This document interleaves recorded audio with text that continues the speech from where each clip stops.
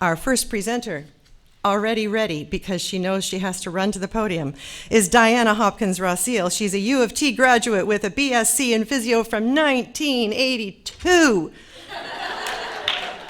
She has split her her time between clinical work, running a private practice, and becoming an academic. She had written here, she's a jack of all trades. I think she's a Jill. Thank you.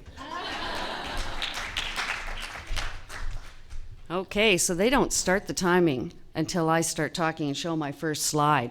Oh no, don't look up.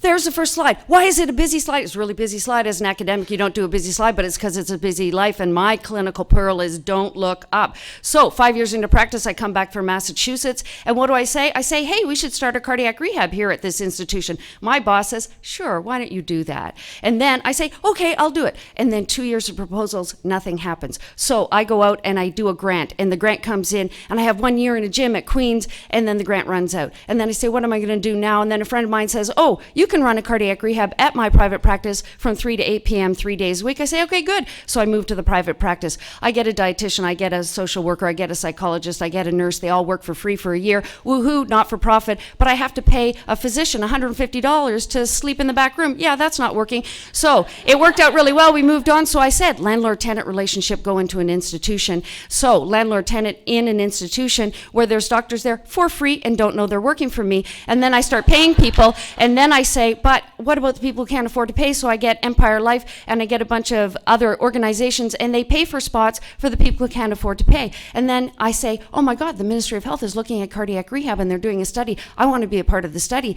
They say, but who are you? I say, I'm a part of your study. They go, okay. So I was part of the study, and our center was the best on all data, except one data point, which I can't remember. And so then they started to pay us in 2002. So then I became a consultant, and then I started to do my research there. And then I said, oh, okay, this works. It doesn't matter if you have 2 jobs and 4 dependents or anything else.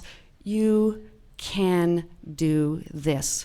If you have a good idea, and it's great for your clients, feel free to go ahead and do it, because it will be the thing that keeps you going because you're a physiotherapist. Thank you very much.